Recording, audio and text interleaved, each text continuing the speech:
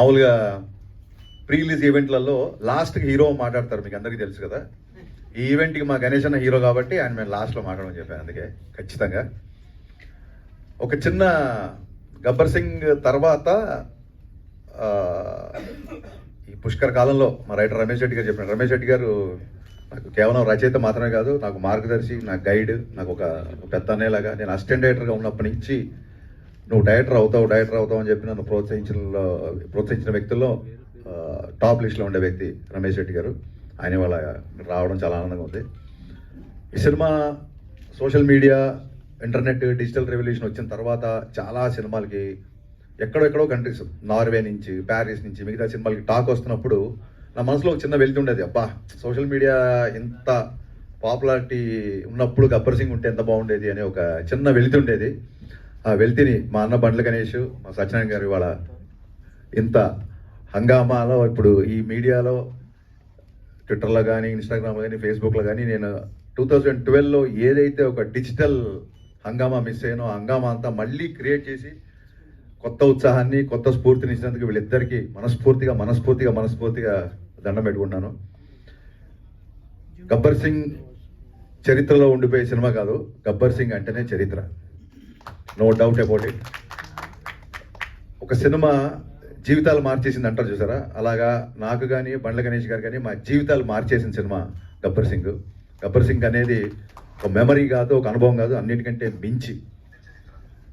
Gabbar Singh interval జరుగుతున్నప్పుడు ఒక వ్యక్తి కళ్ళమ్మ నీళ్ళు పెట్టుకుంటూ వచ్చి, పొద్దున 8:30కు వచ్చిన వ్యక్తి మధ్యాహ్నం 2 గంటలకి విపరీతమైన ఎండలో అలాగే నిలబడి చూస్తుంటే నేను అన్నాను, మంచిగా తాగు ఫస్ట్, లేదా ఫోన్ చేసేళ్ళు, కళ్యాణ్ గారికి కలవడం కుదరదు, ఫైట్ సీక్వెన్స్ జరుగుతుంది, అసలే ఎండ, చాలా హడావుడిగా ఉన్నాం మేము. అండ్ ఇంకోటి, ఇలా చదువులు కాలేజీలో వదిలేసి ఇలాగా షూటింగ్ వెంబడి తిరగడం ఆయనకి ఇష్టం ఉండదు, మీరు కెరీర్ పాటు చేసుకోవద్దు అంటే, నేను మైక్రోసాఫ్ట్లో సీనియర్ మేనేజర్ బాస్, నా శాలరీ 3 లక్షల పైన అని చెప్పాడు. ఆ వ్యక్తి ఇవాళ స్టేజ్ మీద ఉన్న సతీష్ 2 చేతులు పట్టుకొని కళ్ళమ్మ నీళ్లు పెట్టుకుంటూ, అన్న ఒక్క హిట్ ఇవ్వన్నా, ఒక్క హిట్ ఇవ్వను 3 సార్లు అడిగాడు. నిజంగా ఆ రోజు అంత పెద్ద హిట్ తీస్తున్నావు నాకు తెలీదు, తనకే తెలీదు, బట్ తన భావోద్వేగం నన్ను కదిలించి, నువ్వు భయపడకు, సినిమా పగిలిపోద్ది అని చెప్పాను. ఏ ముహూర్తాన దేవతలు తదాస్తున్నారో తెలీదు, సినిమా మేము ఊహించిన దానికంటే చాలా పెద్ద సక్సెస్ అయింది. సినిమా అప్పట్లో 2012లో ఒక సోషల్ మీడియాలో ఒక చిన్న నానుడు ఉండేది, సినిమా బాగుంటే హిట్ అంటారు, చాలా బాగుంటే సూపర్ హిట్ అంటారు, అంతకు మించి ఉంటే బ్లాక్ బాస్టర్ అంటారు, దాన్ని కూడా మించిపోతే దాన్ని గబ్బర్ సింగ్ అంటారు అని చెప్పి అప్పట్లో సోషల్ మీడియాలో బాగా ఫ్యాన్స్ రాశారండి. మళ్ళీ నా అకౌంట్లో వేయకండి, ఇది ఫ్యాన్స్ అన్న మాట ఇది. సో ఎక్కడికి వెళ్ళినా పవన్ కళ్యాణ్ గారు చాలామందికి అందుబాటులో ఉంటారు కాబట్టి చాలామంది నాతో ఫోటోలు దిగినా, చాలామంది నాతో ఉన్నా. ఇవన్నీ చూడండి, ఈ కొబ్బరికాయని కొట్టండి అంటే పూజారి దేవుడికి చేర్చినట్టు నాతో దిగిన సెల్ఫీలు, నా మీద చూపిస్తే అభిమానం అంతా అది కేవలం పవన్ కళ్యాణ్ గారిదే అని నమ్ముతూ వచ్చాను.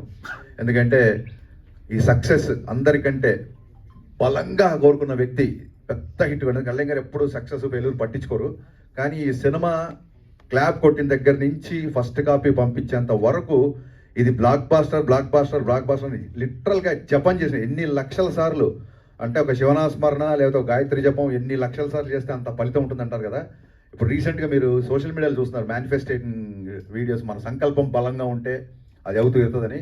అంత గట్టి సంకల్పం, నాకంటే కూడా పెద్ద సంకల్పం, కళ్యాణ్ గారి కంటే కూడా గట్టి సంకల్పం ఉన్న one and only person Bandla Ganesh గారు. 24 hours ఫోన్ చేస్తే హలో అన్నాడు కదా, అన్న మన సినిమా బ్లాక్ బాస్టర్ చెప్పండి ఇప్పుడు ఏంటి అని. ఫస్ట్ హలో బదరు బ్లాక్ బాస్టర్, ఫోన్ పెట్టే ముందు బ్లాక్ బాస్టర్. ఎంత అంటే అర్జునుడి బాణం అర్జునుడి గురి ఒక కన్ను మీద ఉన్నట్టు blockbuster, hit super hit అంటే కూడా. మా రైటర్ గారు ఎప్పుడన్నా ఎడిటింగ్లో చూసి ఏమంటే ఇప్పుడే అంతాక్షరి సీన్ చూసాం అదిరిపోయిందంటే మన సినిమా హిట్ అవుతుంది అంటే ఆయన కోపం వచ్చేసేది. హిట్ ఏంటన్నా, హిట్ కోసం చేస్తున్నాం మనం, బ్లాక్ బాస్టర్ అన్నాడు. ఎవరైనా రైటర్లు అన్న మీ సూపర్ హిట్ అన్న ఆడియో అంటే సూపర్ హిట్ ఏంటి, బ్లాక్ బాస్టర్. అసలు కరిచేసేవాడు మనుషులు లిటరల్గా.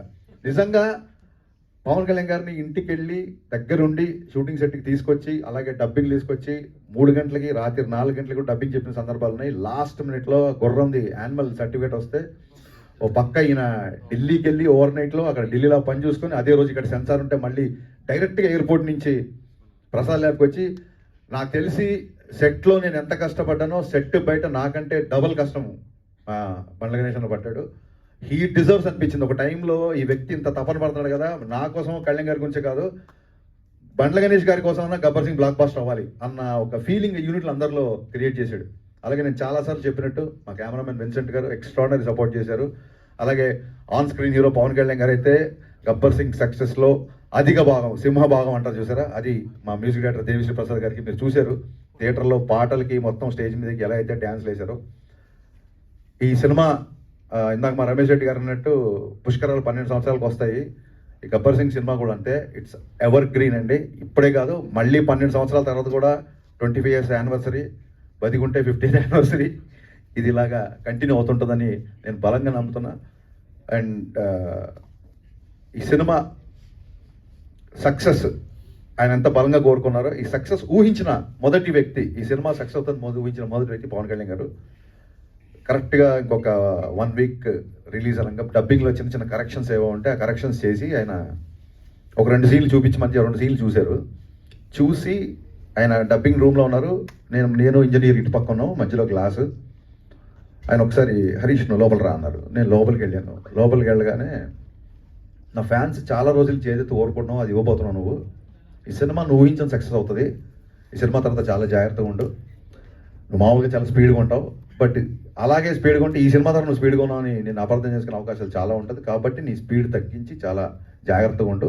This is going to be blockbuster అని చెప్పి షేక్ హ్యాండ్ ఇచ్చి ఆయన అక్కడి నుంచి వెళ్ళిపోయారు.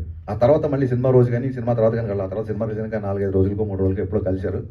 కలిసి బాగున్నావా, అందరు హ్యాపీనా, ఫ్యాన్స్ హ్యాపీనా అన్నారు తప్ప ఎంత కలెక్ట్ చేస్తుంది, ఏ రికార్డ్ కొడుతుంది, ఎక్కడ కలెక్షన్స్, ఎన్ని కోట్లు ఏంటి, ఒక్క మాట కూడా ఆయన ఎత్తలేదు.